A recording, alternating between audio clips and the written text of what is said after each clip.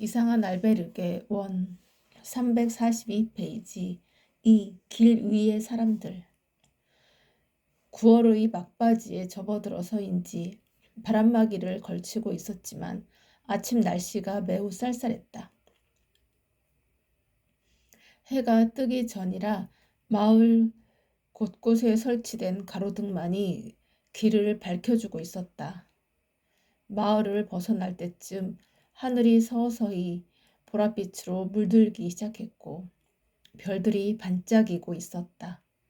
나는 카메라를 들어 풍경을 촬영하다 길 옆에 푹 꺼진 땅을 발견하지 못하고 그대로 한 바퀴를 굴러버렸다. 으악! 구르면서도 본능적으로 카메라를 감싸 안았다. 지나가던 순례자들이 걱정스러운 목소리로 괜찮은지 물으며 일으켜 주었다. 의외로 등 쪽은 배낭이 있어서 덜 다친 것 같은데 무릎과 손등이 조금 까여 있었다. 아, 창피. 몸을 다친 것보다 사람들 앞에서 넘어진 것이 더 민망했다. 이게 무슨 일이람? 민망해하는 나를 보고 사람들은 아무렇지도 않은 듯 다행이라고 다독여주면서 먼저 앞서갔다. 마을을 벗어나자 붉은 여명이 차오르며 눈앞에 거대한 언덕이 보였다. 오늘부터 3일간 걸어갈 여정은 대부분 평탄한 구간이었다. 하지만 그 평탄한 구간에 진입하기 위해서는 눈앞에 보이는 저 모스텔라레스 언덕을 넘어야 했다. 나를 앞서간 사람들은 이미 언덕길을 오르고 있었다. 나는 배낭을 다시 꽉 메고 심호흡을 한번 하고는 언덕으로 향했다. 헉헉, 그 높은 피레네도 넘었는데 아침이라 그런지 이 정도도 힘드네. 사실 100m 이상을 지그재그로 올라가야 하는 길이었기에 쉬운 길이 아니었다. 아침부터 마을 입구에서 생각지도 못하게 한 바퀴 굴러서 그런지 몸 여기저기가 쑤셔왔다. 게다가 자잘한 자갈돌이 신발 밑에서 계속 미끄러져 발걸음이 더욱 더뎠다. 휴, 이거 얼마나 가야 하지? 중턱쯤에 도달했을 때 나는 허리를 펴기 위해 잠시 고개를 들었다. 사람들이 멈춰 서서 모두 한쪽을 바라보고 있었다. 그들을 따라 고개를 돌리니 지평선 끝에서 아침 해가 붉게 떠오르고 있었다. 지평선에서부터 서서히 번지기 시작한 그 붉은 빛은 이내 노랗게 변하며 대지를 물들였다. 가을 아침의 쌀쌀함에 살짝 얼었던 몸이 서서히 따뜻해졌고 추위에 잔뜩 긴장했던 어깨가 조금씩 펴지기 시작했다. 태양이 지평선 위로 밝게 떠오르자 드넓게 펼쳐진 대지 위로 만물이 깨어나는 느낌을 받았다. 신기한 경험이었다.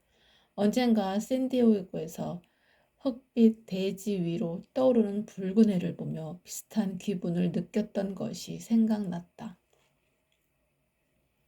떠오르는 태양을 바라보며 지금까지의 삶의 기억이 순례길에서의 기억과 겹쳐졌다. 옛날 내가 잊고 있었던 기억들은 물론 현실과 타협하며 눌렀던 감정들까지. 그동안 잊고 있었던 내면의 기억들이 툭툭 하나씩 되살아나는 기이한 현상들을 경험했다. 이것은 지금까지 거쳐온 6군데의 질문 알베르게 때문인 듯 했다. 그곳은 마치 비밀의 방을 여는 열쇠와도 같았다. 어쨌든 지금 나는 그로 인해 마음은 더 복잡해졌지만 그렇다고 기분까지 나쁘진 않았다. 오히려 솟아오르는 충만감으로 인해 나는 일출을 그저 멍하니 바라볼 수밖에 없었다. 그 미묘함은 정체를 알 수 없는 것들이었고 비어있던 내 안에 무언가가 꽉 찬 느낌이 들었다. 나는 다시 정신을 차리고서 언덕길을 걷기 시작했다. 바로 그때 아름다운 풍경에 넋이 빠져 촬영하는 걸 잊고 있었다는 사실을 깨달았다. 이럴 때도 있는 거지 뭐. 비록 지금 이 순간을 카메라에는 담지 않았지만 내 안에는 깊숙이 각인되었다. 나는 아쉬운 마음을 달래며 해가 떠오른 카스트로 해리스를 찍고는 언덕을 계속 올라갔다. 남은 언덕길도 결코 쉬운 길이 아니었다. 그렇게 고되게 언덕을 넘다가 문득 내가 요즘 순례길을 온 뒤로 많이 변했다는 생각이 들었다. 산티아고에 와서 새롭게 발견하는 나의 모습 중 하나는 내가 은근히 허당이라는 것이었다. 미국으로 돌아온 후 그동안 나는 가족들을 돌봐야 한다는 책임감으로 살았다. 그것은 누가 만든 굴레가 아니라 바로 내가 만든 것이었다. 그 책임감은 나에게 그 어떤 작은 실수조차도 용납하지 않았다. 엉망이 되어버린 집안과 아픈 부모님, 그리고 그저 착하기만 한 여동생을 책임지려면 아니한 생각조차 할 수가 없었다. 그래서 일할 때는 항상 최선을 다했으며 어떤 일도 확인하고 또 확인하고 실수 없이 효율적으로 하려고 애써왔다. 그런데 이번 산티아고 순례길에서는 그와 정반대였다. 피레네를 등반했던 첫날부터 배터리를 잊고 오고 조금 전처럼 어이없이 넘어지기도 하는 등 예전처럼 꼼꼼하고 철두철미한 모습을 볼 수 없었다. 아마 회사 동료들에게 이 이야기를 하면 아무도 믿지 않겠지만 말이다. 급경사인 언덕을 오르면서 몸이 힘든데도 이런 상념이 드는 게 신기했다. 좀 쉬었다 갑시다. 먼저 간 순례자들이 잠시 쉬는 모습이 보였다. 나는 아랑곳하지 않고 계속 걸었다. 정상에 닿자 철로 만들어진 십자가가 보였다. 그 십자가에는 순례자들이 걸어놓고 간 국기, 편지, 신발 등 다양한 물건들이 걸려 있었다. 언덕 아래를 보자 어제 묵었던 카스트로 해리스가 한눈에 들어왔다. 나는 물병을 꺼내 물을 한 모금 마셨다. 그리고 주변을 둘러보는데 나무로 된 게시판이 보여 다가가 보니 매직이나 볼펜으로 쓴 메모가 어지러이 쓰여 있었다. 그 메모들 사이에 익숙한 한글이 보였다. 보고 싶어. 이 사람은 누가 그렇게 보고 싶었던 걸까? 생각이 많은 날이라 그런지 보고 싶어라는 단어가 아련하게 다가왔다. 하지만 정작 보고 싶은 누군가가 떠오른 것은 아니었다. 그저 알 수 없는 아련함과 그리움이 느껴졌다. 내가 그렇게 감상적인 사람이 아닌데 오늘따라 자꾸 이런 쪽으로 생각이 기우는 것 같았다.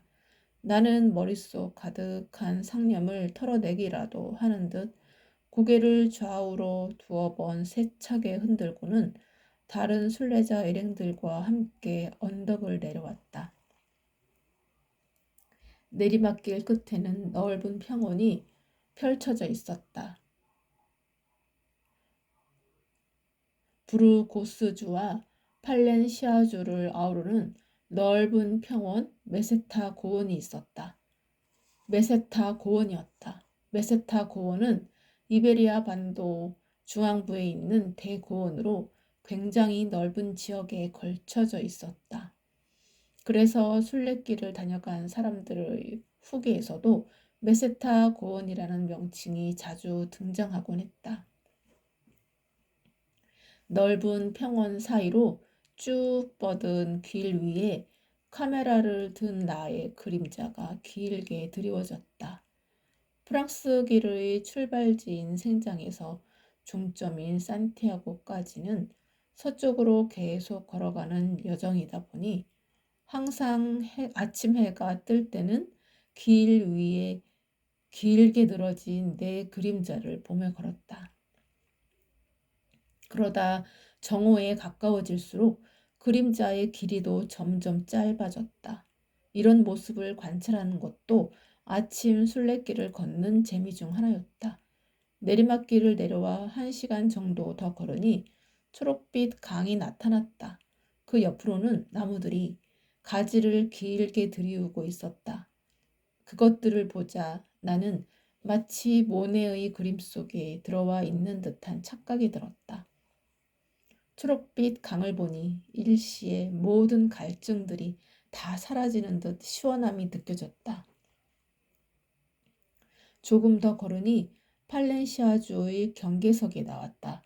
경계석 옆에 벤치에 앉아서 배낭에 묶어두었던 바람막이 점퍼를 정리하고 신발도 벗어서 발을 잠시 쉬었다가 프로미스타를 향해 계속 걸었다. 마을에서 벗어난 지 얼마 되지 않아 어디선가 물소리가 들려왔다. 카스티아 운하였다. SNS에서 순례자들이 운하길이라고도 부르는 곳이었다.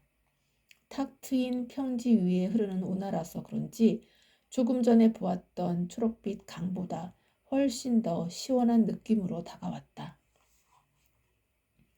생각 같아서는 잠시 물에 뛰어들고 싶기도 했지만 그런 마음은 이내 접어두고 운하 옆으로 난 길을 따라 천천히 걸음을 옮겼다.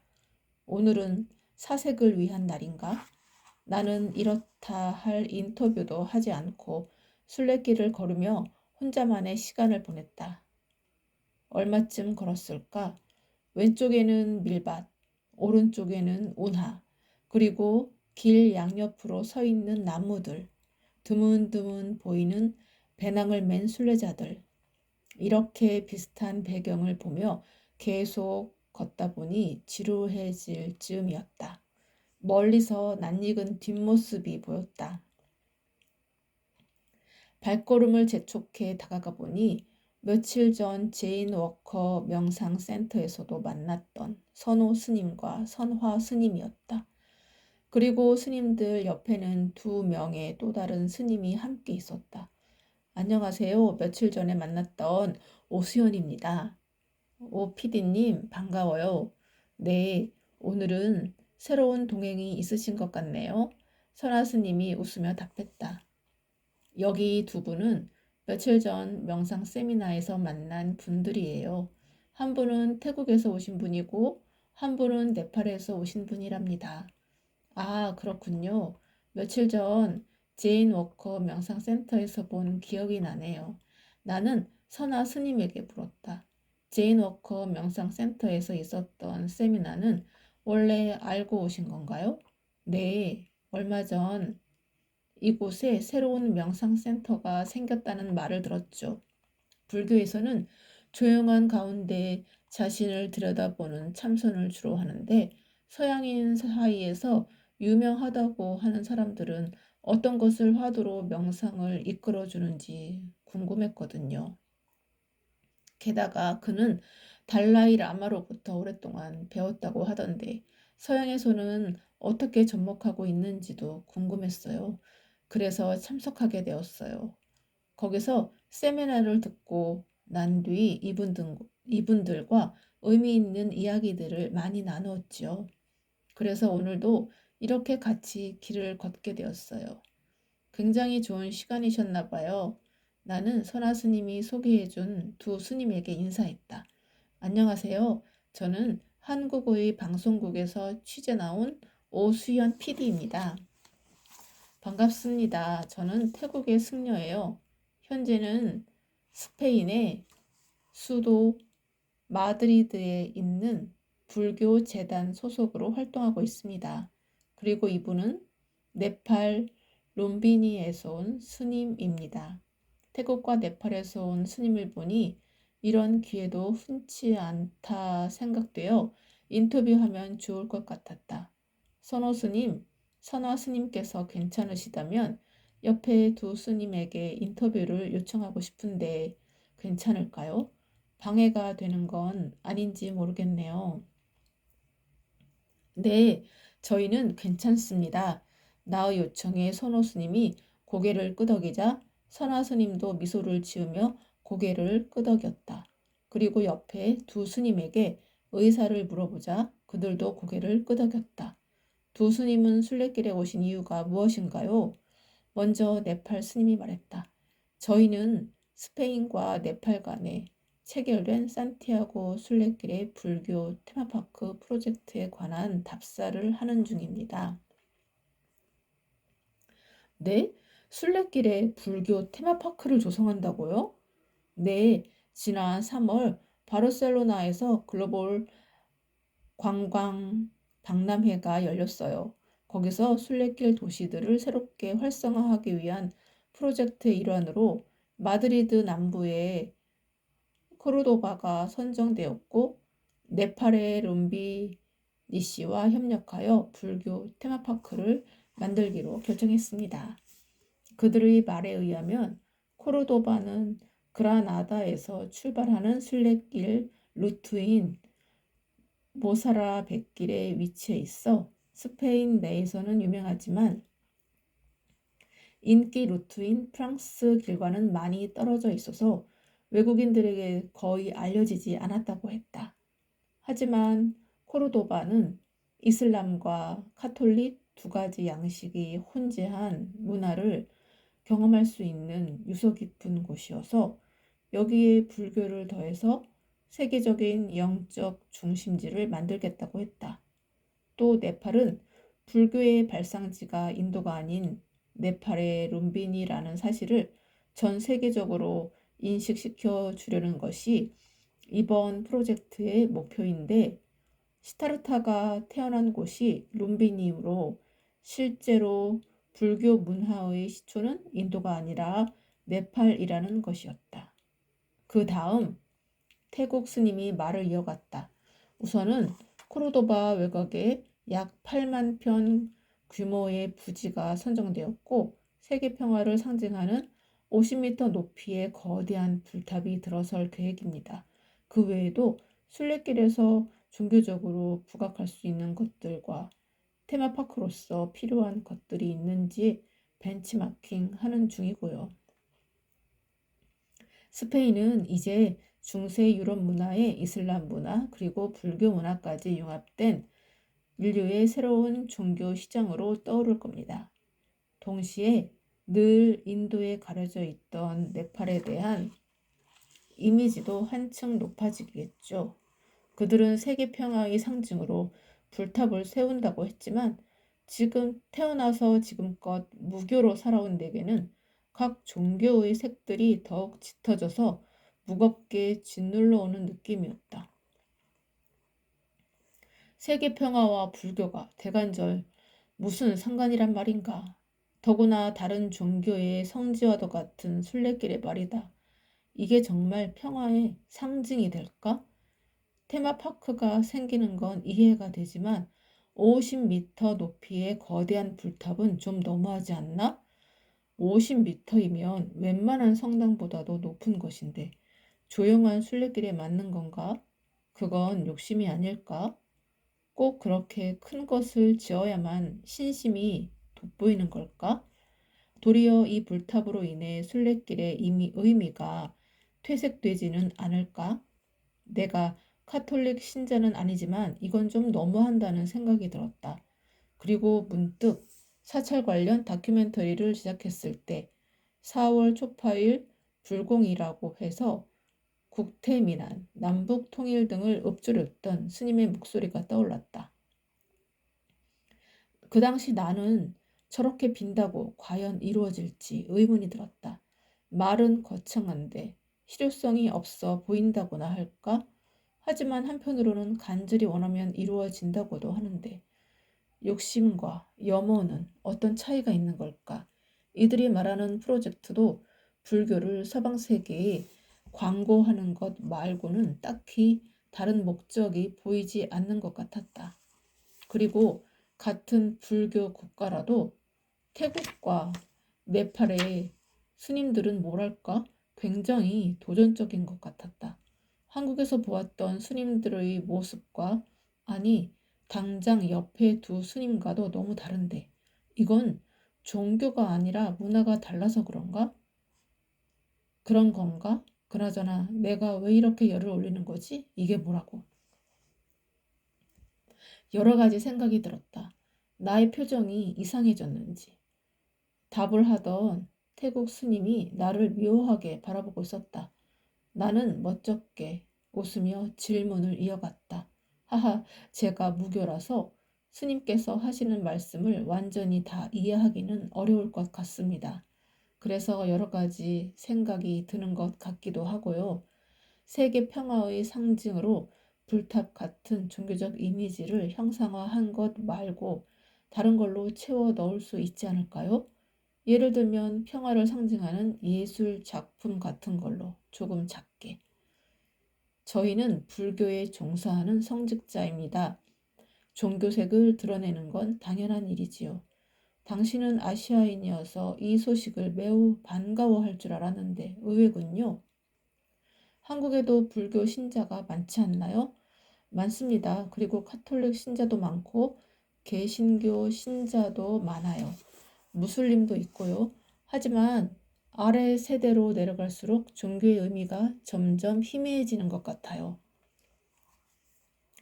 세속에 사는 사람들과 종교에 귀의한 성직자의 생각이 다를 수밖에 없지요. 죄송하지만 다음 마을에서 택시 서비스를 신청해놔서 서둘러야 할 것 같습니다. 인터뷰는 여기까지 해야겠어요. 네팔과 태국과 네팔에서 온 스님들은 서둘러 인터뷰를 마치고 선호 스님, 선하 스님을 향해 인사를 건넸다. 선호 스님, 선하 스님, 오늘의 인연은 여기까지인가 보네요.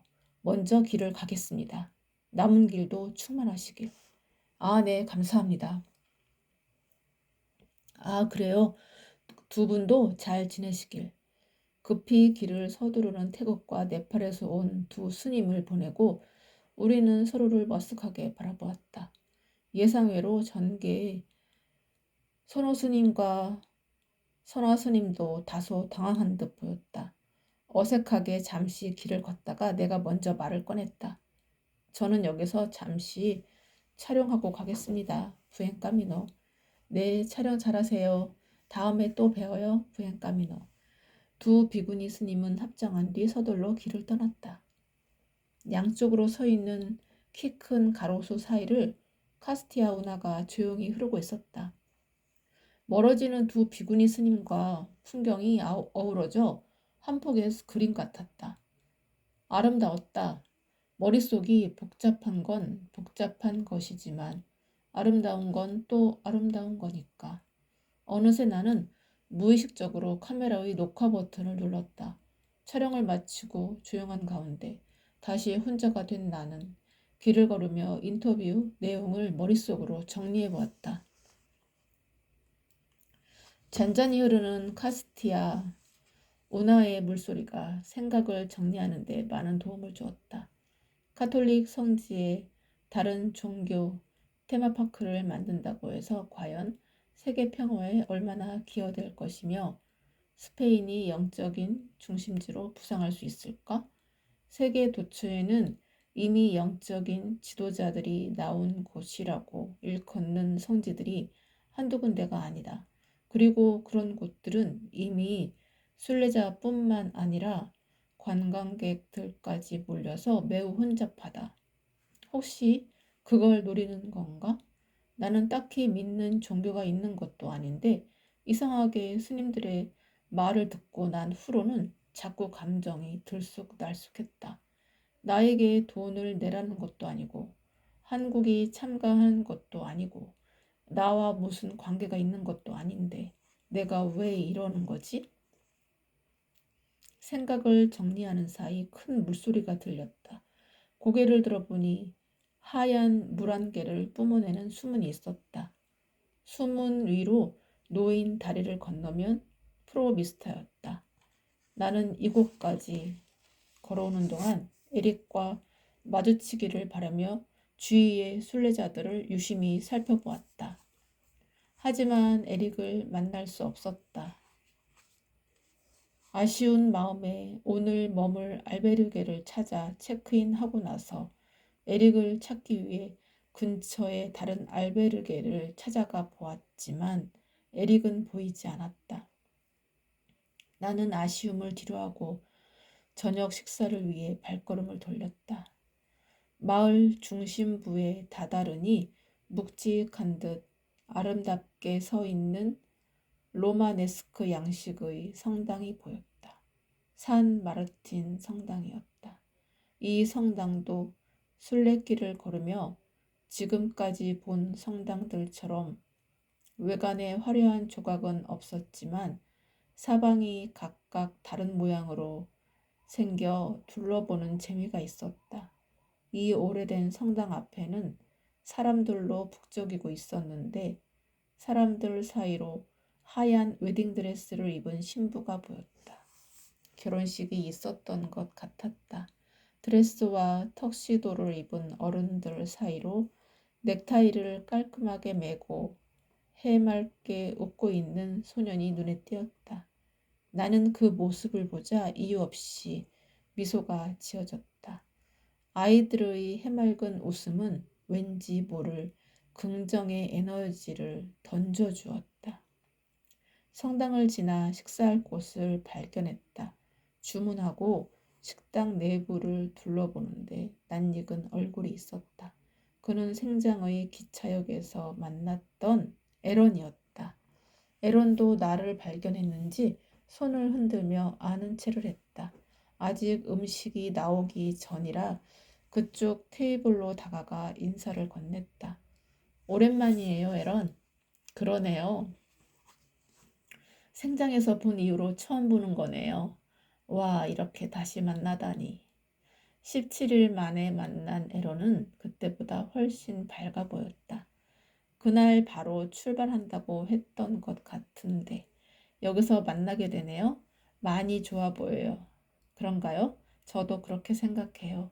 순례길을 걸으면서 정말 많이 건강해진 것 같아요. 이분들은 저희 어머니와 이모예요. 에런이 함께 앉아있던 중년의 여인들을 소개해 주었다. 안녕하세요. 저는 한국의 방송국에서 온 PD 오수연이라고 합니다. 반가워요. 나는 에런의 엄마랍니다. 여기는 내 동생 제시예요. 반갑습니다. 생장에서 만났던 에런은 혼자였는데 어떻게 이렇게 함께 하게 되신 거예요? 나의 질문에 에런이 답하며 나섰다. 아, 그건 제가 말씀드릴게요. 피디님이랑 헤어지고 저는 바로 길을 떠났어요. 그런데 피레네는 생각했던 것보다 훨씬 쉽지 않더라고요. 그래서 결국 산을 올라가는 도중에 있는 알베르게에서 하루를 묵고 다른 사람들과 함께 피레네를 넘었어요. 그 후 순례길을 걸으며 정말 다양한 사람들을 만났답니다. 그러다 며칠 전 어머니와 영상 통화를 했는데 어머니께 이 길에 올 수 있도록 보내주셔서 너무너무 감사하다고 했어요. 어머니는 밝게 변한 저의 모습이 너무 좋아 보인다며 돌아올 때까지 못 참겠다고 여기까지 달려오신 거예요. 이모도 어머니 혼자 못 보내겠다는 핑계로 같이 오시고요. 그랬군요. 방금도 말했지만 생장에서보다 건강해 보여요. 에런이 원하던 걸 마침내 찾은 것 같은데 어때요? 맞아요. 저는 제가 원했던 건강도 조금씩 되찾는 것 같아요. 그리고 삶의 의미도 찾은 것 같아요. 많은 사람들은 많은 사람들을 만나서 이야기를 듣다 보니 제가 괴롭게 생각했던 것은 정말 아주 작은 것이더라고요. 조금 많이 반성하게 되었어요. 그랬군요. 에런의 이야기가 이어졌고 에런의 어머니와 이모는 그런 에런의 모습이 기특하다는 듯 옆에서 지켜보고 있었다. 피디님 기억하시죠? 처음 만났을 때 저는 마약을 끊고 어머니의 권유로 순례길에 오게 되었다고 했던 거요. 네, 기억하죠. 생장에서의 첫 인터뷰가 에런이었는데 굉장히 인상적이었거든요. 한국에서는 청소년들이 마약하는 경우가 잘 없으니까요. 그렇군요. 제가 마약을 시작하게 된 건 갑자기 에런의 고백 아닌 고백이 시작되어서 인터뷰 양해를 구하고 카메라를 한쪽에 걸었다. 제가 마약을 시작하게 된 건 사는 게 재미가 없어서였어요. 평소에 제가 그렇게 적극적인 성격이 아니어서 학교에서도 좀 아웃사이더로 지냈어요. 괴롭히는 애들도 생겼고요. 그러다 보니 어떤 친구를 만나게 되었어요. 어느 날 그 친구가 하얀 가루가 든 작은 비닐백을 건네더라고요. 한번 해보라고요. 괴로움 같은 건 없어질 거라고. 처음에는 좀 무섭기도 하고 두렵기도 했는데 한번 시작하고 나니까 멈출 수가 없었어요. 약에 취해 있는 동안은 괴로운 것도 힘든 것도 없었으니까요. 그렇게 조금씩 약을 늘려가다 부모님도 알게 되셨죠.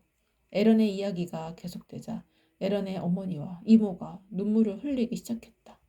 어머니는 제가 약을 끊기를 바라셨지만 약을 하지 않으면 너무 괴로운 거예요. 그 전에 괴롭던 거랑은 차원이 달랐어요. 도저히 몸을 어떻게 할 수도 없고 채워지지 않는 갈증과 속을 긁어대는 무언가로 너무 괴로웠어요. 정말 죽을 것 같았어요. 그래서 다시 또 약을 하게 되고 또 하게 되고 그러다 결국 어머니가 저를 병원에 집어넣기까지 하셨죠.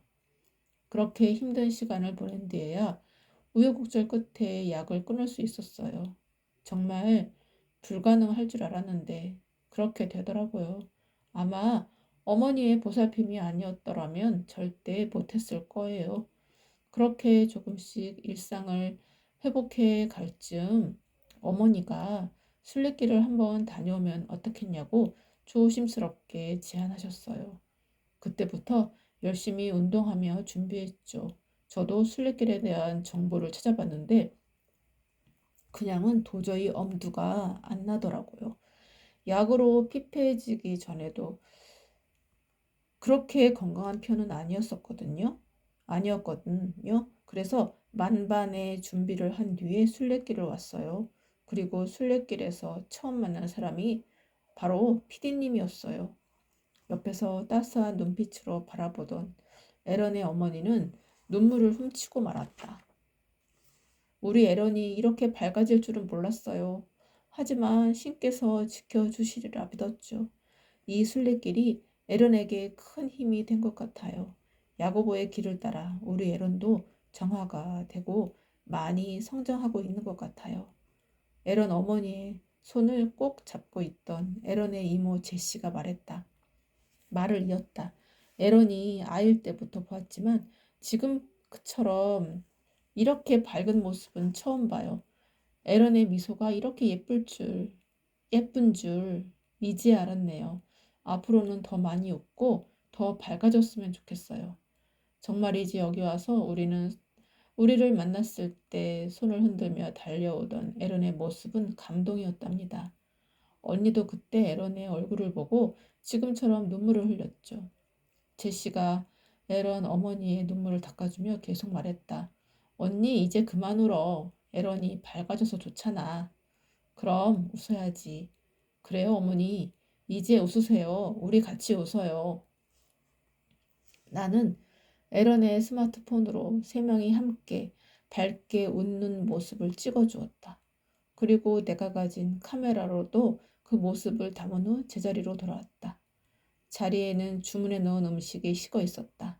잠시 후 에런의 가족들과 인사하고는 먼저 식당을 나섰다. 나는 알베르게로 돌아와 잠자리에 눕자 에런의 얼굴이 떠올랐다. 에런의 변화는 나로서도 매우 놀라웠다. 생장에서 헤어진 후로 궁금하기도 했는데 만나게 되어 반가웠다. 생장에서는 에런이 마약을 했었다고 말할 때 조금은 주저함이 있었다.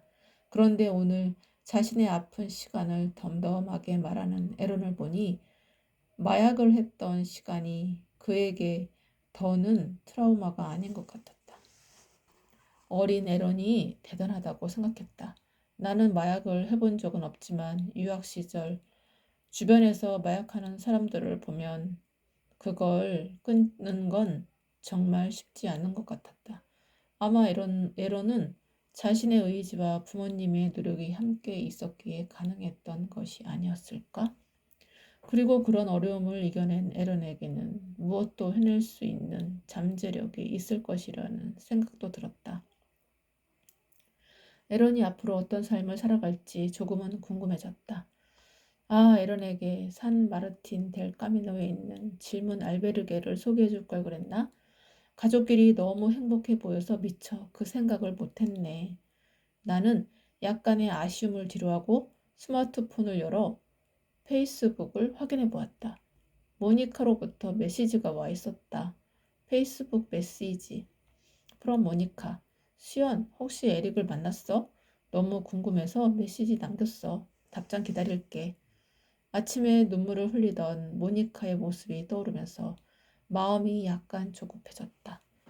나는 에릭을 만나지 못했다는 메시지를 모니카에게 보내고 잠을 청했다. 다음은 18번째 날은 다음에 읽겠습니다. 감사합니다.